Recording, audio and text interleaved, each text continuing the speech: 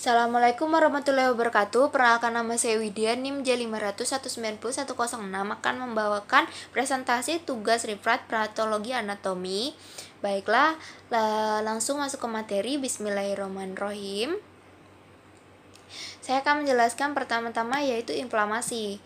Apa itu inflamasi? Inflamasi adalah peradangan. Peradangan yang ditimbulkan akibat serangan jejas dan menimbulkan ciri-ciri sebagai berikut, yaitu ada rubor, tumor, kalor, dolor, dan fusiolaesa. Sedangkan rubor sendiri yang memiliki arti kemerahan yang diakibatkan oleh penumpukan sel-sel darah merah sehingga menimbulkan warna yang jelas. Lalu tumor yaitu pembengkakan, yaitu tidak seperti di daerah di sekitarnya, dan dia akan mengalami pembengkakan. Lalu kalor yaitu panas, dia akan menimbulkan rasa panas karena sifat darah sendiri itu mengangkut darah dan bersifat hangat. Lalu itu dolor yaitu rasa nyeri karena akibat inflamasi tersebut dia akan menekan sel-sel saraf nyeri.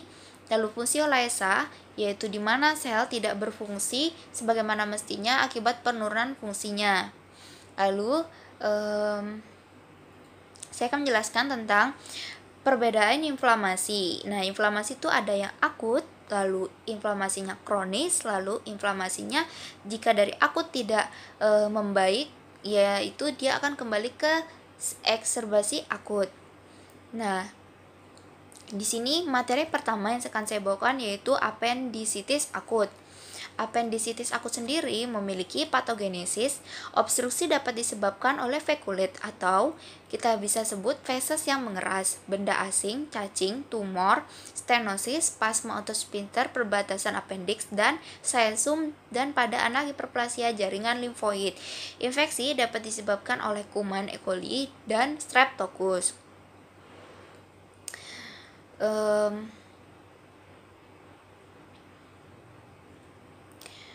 Lalu pada stadium awal pada appendix dia akan terbentuk eksudat neutrofik di lapisan mukosa, submukosa, bahkan sampai muscularis propria. Sedangkan pada stadium lanjut terbentuk eksudat neutrofilik yang permanen diikuti reaksi fibrinopurelin di atas serosa. Nah, saya akan menampilkan gambar, Nah, ini adalah gambar makroskopis dan mikroskopisnya. Saya ulangi kembali.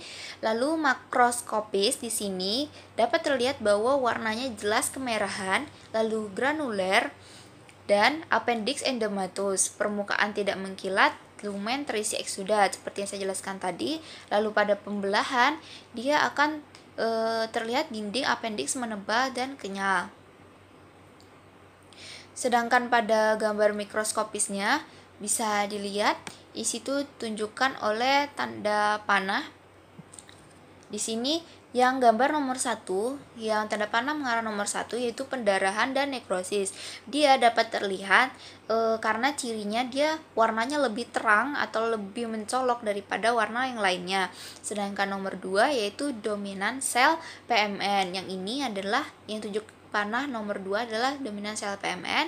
Ditunjuk panah nomor 3 adalah daerah sembab, yaitu daerah yang lebih terlihat berisi daripada daerah lainnya. Sedangkan nomor 4 adalah lamina propria, dan tunjuk panah nomor 5 adalah epitel intestinal. Lalu sedikit tambahan, pada mikroskopisnya mukosa dilapisi epitel kolumner selapis bergoblet. Tampak lapisan mukosa erosive atau ulserasi. Lalu lamina propria sembab hiperemis mengandung kelenjar-kelenjar yang tubular. Selanjutnya ke materi kedua yaitu inflamasi akut pada inflamasi kronis pada kolesititis. Di sini dapat terlihat dua gambar, yaitu gambar mikroskopis dan makroskopis. Nah, di gambar mikroskopis saya akan jelaskan dulu. Mukosanya akan dilapisi oleh epitel kolumner selapis, lalu lamina propria sembab mengandung beberapa kelenjar yang berkelok-kelok, bervariasi, dan dinding epitel serupa di dalam stroma jaringan otot dan jaringan ikat fibros. Lalu itu sembab dan tak tampak tanda-tanda keganasan. Nah, pada preparat ini kita dapat melihat pada tanda panah nomor 1 yaitu didominan oleh sel PMN.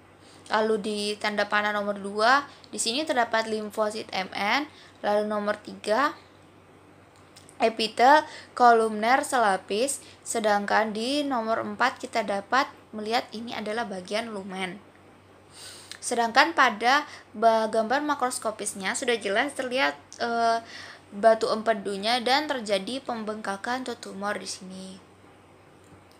Lanjut ke materi ketiga, apendisitis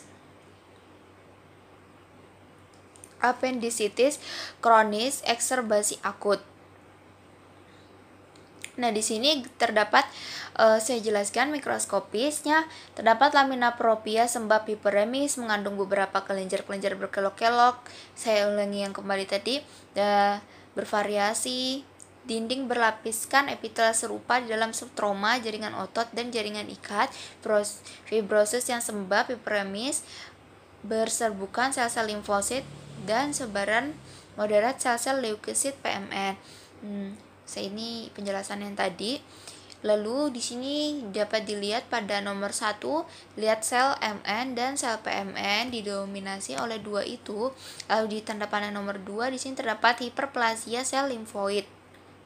Lalu di gambar nomor 3 terlihat darah sembab, dan gambar nomor 4 yaitu epitel limfoid dengan sentrum germinativum.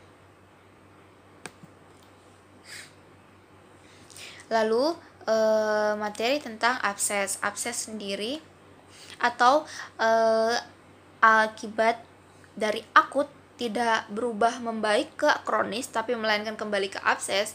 Di sini dapat terlihat di tanda panah nomor 1 ini adalah sel lemak atau adiposit, lalu sel 2 di sini adalah sel PMN, dan ketiga terdapat nekrosis di bagian ini. Lalu daerah pendarahan yang ini dia terlihat warnanya lebih mencolok, serta nomor 5 di sini serbukan difus sel PMN hingga ke tunika serosa.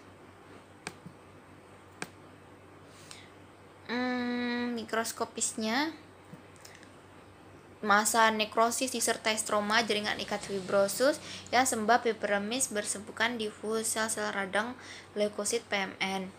Baik, ke materi selanjutnya yaitu infeksi spesifik tuberkulosis.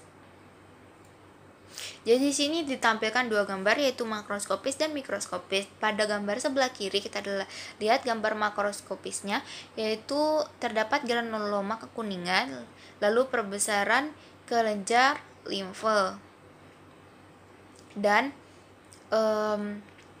konsistensi sebagian keras kenyal dan sebagian lunak pada bagian yang mengalami nekrosis perhijauan. Mikroskopisnya kita lihat pada gambar sebelah kanan, ini adalah gambar mikroskopisnya yaitu terdapat granuloma, lalu kekuningan, perbesaran kelenjar limfe, nekrosis caseosa, epitelnya histoid. Sini gambarnya kurang jelas ya.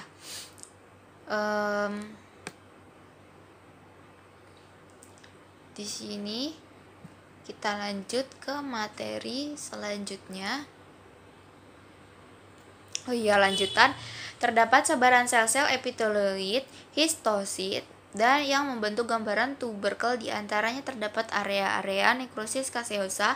Ditemukan juga sel Dati-Langerhans, gambar tuberkel yang merupakan proses radang granulomatik pada stroma, proliferasi jaringan ikat fibrosis, dan infiltrasi limfosit yang padat.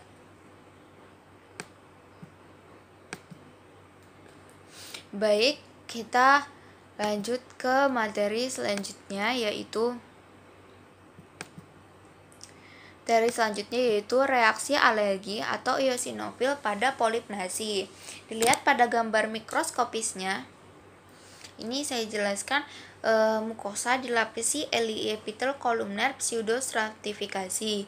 Lalu tumbuh membentuk struktur polipoid, diantaranya ditemukan juga sebaran moderat eosinofil sembab hiperemis dengan serbukan sel-sel PMN tidak tampak tanda-tanda keganasan pada sediaan ini.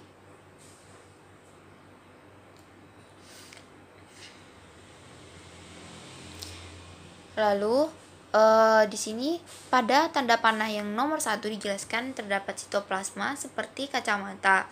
Lalu 2 sebaran sel PMN.